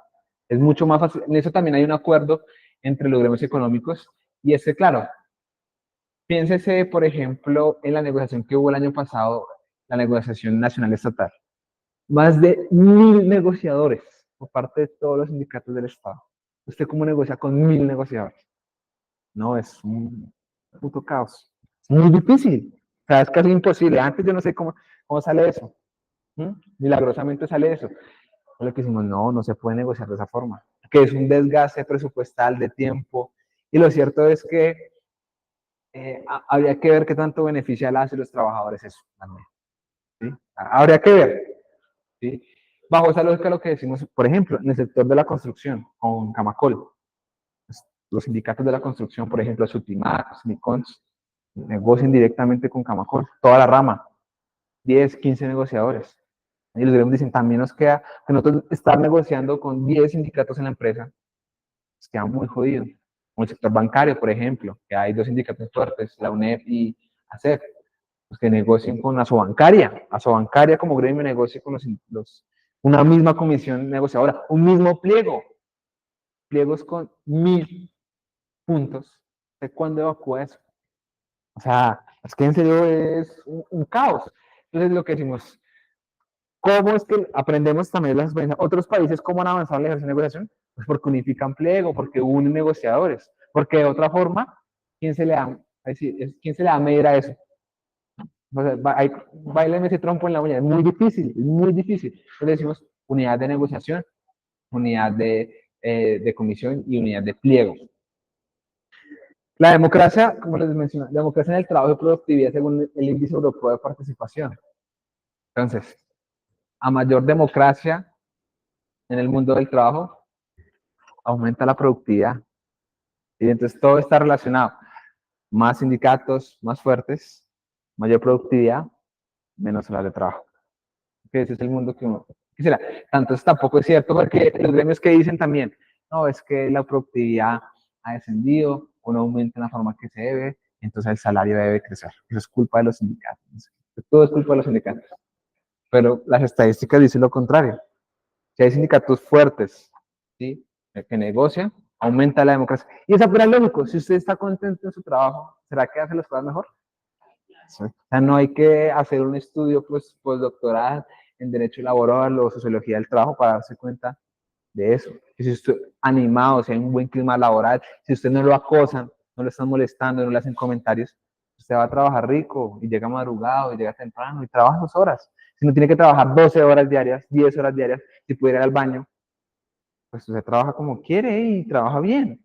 Y eso pues no, parece obvio, pero pues aquí dice Diderot que lo menos común es el sentido común. Bueno, la productividad, entonces Colombia, el último país, los primeros países, los de mayor negociación, los de menos horario laboral. Irlanda, Luxemburgo, Noruega, Dinamarca, Suecia, Bélgica, Estados Unidos, Suiza. Entonces, todo está pues relacionado. Y lo último, el de huelga, que es tan importante la huelga, porque en últimas es el mecanismo de presión pues, para garantizar derechos. Además, los sindicatos, así como, ¿qué fue primero el huevo o la gallina? ¿Qué fue primero, la huelga o el sindicato? La huelga. La huelga dio nacimiento a los sindicatos, pero hoy para hacer huelga hay que tener sindicato. Aquí se usa, desafortunadamente, como decía, todas esas argucias para ilegalizar la huelga, por cualquier cosa. Creo que la última, así más renombrada, fue la huelga que se hizo con los pilotos de Avianca, ¿recuerdan? Hace unos años, que la declararon ilegal, porque pues volar era un servicio esencial. Es, supuestamente, yo no sé, evidentemente, quién se muere por no volar, cuánto se morirá de las ganas de no estar en Santorini, en Sicilia, en Ibiza, pero por supuesto la gente no se muere por no volar, no es un servicio esencial, para nada. ¿Qué decimos en la reforma? Uno, quien define los servicios esenciales es la OIT, ¿sí? Es mucho más restringido el esencial, ¿no? Y aún así, en los servicios esenciales no podría hacer huelga. Evidentemente no podría hacer huelga uno en el sector de la salud en emergencias, no, pero sí en consulta externa podría hacer huelga, o una huelga intermitente, es decir, que no se vuelva esta cosa de lo esencial como se ha usado, una justificación para no ilegalizar la huelga y no permitirla, ¿sí? Porque en últimas, la huelga es el último mecanismo que tiene una organización sindical para exigir sus derechos. No es la primera, ¿sí? Todo el procedimiento para llegar a huelga, pues uno pasa el pliego, negocia, si no se puede por los primeros días, no puede hacer otra prórroga por más días, ¿sí? Si definitivamente no concilia, puede o tribunal o huelga, ¿sí? Suele ganar la mayoría de organizaciones sindicales por el tema de la ilegalización de la huelga o las represalias que pueda tomar, hacen tribunal. Y tribunal eso es como los penaltis. Puede perder, puede ganar. Y regularmente termina perdiendo las y los trabajadores. Entonces lo que hicimos es defender la huelga, es un derecho, ¿sí? Es un derecho, es un medio de presión, así lo definimos, un medio de presión. La gente no llega a huelga porque sí, no es que uno se levanta con ganas de hacer huelga. Aparte porque la huelga desgasta a la organización sindical, la pone a prueba. O sea, estar todo el día ahí parado haciendo actividades, eso no es que uno se levanta y llega a las 11 de la mañana a hacer huelga. No, toca temprano, no cosa de tarde, toca no ver a la familia. Es decir, un ejercicio político y de resistencia fuerte. Y tiene que tener las garantías, ¿sí? Es un ejercicio de movilización, es un derecho. Y también reducimos, pues, o facilitamos, no, facilitamos el ejercicio en votación de la huelga. Ahora, hoy día, pues tiene que ser el 50% más uno para que uno entre a huelga, que eso es bien difícil. Lo que decimos ahora es que, sí, bueno, o los sindicatos, si hay varios, reúnen, ¿cómo es que? Agrupa un tercio de las y los trabajadores, ¿sí? Y ese un tercio vota la mitad, puede irse a huelga. O sea, reducimos, ya no es el 50% más uno, sino reúne un tercio, ¿sí? Si un tercio de las y los trabajadores están sindicalizados y ese un tercio vota más de la mitad, puede ir a huelga. ¿Sí? Porque bien se sabe que las empresas cogen a los trabajadores, los encierran, oigan, no vota huelga, o lo manda a vacaciones. Bueno, hace todo tipo de estrategias. Las empresas son bien hábiles en ese tema. Entonces, hacemos un ejercicio que sea mucho más, no sé si fácil, pero mucho más asequible el ejercicio de huelga. También planteamos unas medidas de protección para los huelguistas, y para que no tomen represalias también. Para el tema del esquirolaje, ¿sí? Eso también sucede mucho. El esquirolaje es igual de antiguo al tema de la huelga. Listo. Yo cerraría ahí porque el arbitramiento ya también se quitó, mencionando que la invitación pues que nosotros como tenemos del ministerio, dice dos cosas. Uno, que la reforma laboral igual se discutirá, especialmente el segundo semestre. ¿Sí? Si la reforma pensional, por el contrario, le queda solo un debate, y si se hunde ahorita en esta legislatura, se hunde definitivamente. Entonces, con la laboral sí tenemos el segundo semestre del año, tenemos 6 meses más para debatirla. Entonces, bueno, hay tiempo. Y lo segundo, eso como pues el tránsito normativo está en la Comisión Séptima, pues el Congreso, como les mencioné al principio, no se caracteriza, este Congreso particularmente, bueno, los anteriores tampoco, por debatir mucho, ¿sí? Se usan todo tipo de argucias para no debatir. Entonces rompen el quórum, hacen unas preposiciones que no tienen nada que ver, hablan de otros temas, mejor dicho. Entonces, una cosa sistemática para no debatir. Nosotros decimos, debatamos, ¿sí? Y por eso esos espacios para debatir, para escuchar. O sea, la democracia es eso, también debatir. Y en esa medida, si debatamos la reforma laboral, ¿no beneficia a la gente? ¿Será que todo esto no beneficia a los trabajadores? Creo que, evidentemente, sí. La reforma laboral tiene casi 100 artículos, como 95. Porque la mayoría, si no el 100% beneficia a las y los trabajadores. Pero pues eso como no se debate, la gente no la conoce, y entonces se queda como en esta cosa que dice Gramsci, el sentido común o el macizo ideológico, ¿no? Que entonces la reforma laboral va a incrementar la informalidad, va a hacer que despidan gente. No, porque estás promoviendo la formalización, promoviendo el empleo digno, garantías laborales, derecho a asociación, sindicalización, respeto a las mujeres, a las juventudes, ¿sí? Mucho de lo que se habla, los jóvenes, la juventud en general, poco se organiza para el mundo del trabajo, se organiza para la educación, para el arte, para la cultura, para el deporte, pero para defender el derecho al trabajo, poco. Y los jóvenes son quienes estamos más jodidos en el mundo del trabajo, las mujeres y los jóvenes. Tenemos las peores condiciones. La reforma plantea, aunque no diga joven, sí plantea, incluso también plantea que en las organizaciones sindicales haya una disposición para tener más mujeres en espacios de dirección y más jóvenes también, porque los escenarios sindicales pues suelen tener pocos jóvenes y pocas mujeres. Entonces la invitación es a debatir esta, que la gente la conozca, y desde el ministerio pues nosotros tenemos toda la voluntad de participar en estos espacios que nos parecen muy, muy importantes para que la gente la conozca, la discuta, le haga aportes, entendiendo, y con esto cierro, uno, que la reforma laboral no va a solucionar todos los problemas del mundo del trabajo, por supuesto que no. Y los problemas del mundo del trabajo son estructurales, de larga duración y merecen un tratamiento muy amplio. ¿Sí? Dice Rosa Luxemburgo en el texto de Reforma o Revolución que uno no elige la reforma o la revolución como quien elige de entrada fruta o sopa. No es así de fácil, como decía. Uno hace política es con lo que hay. ¿Sí? De esa forma, nuestro camino, nuestro primer paso para democratizar las relaciones laborales, para avanzar en el trabajo digno, es esta reforma.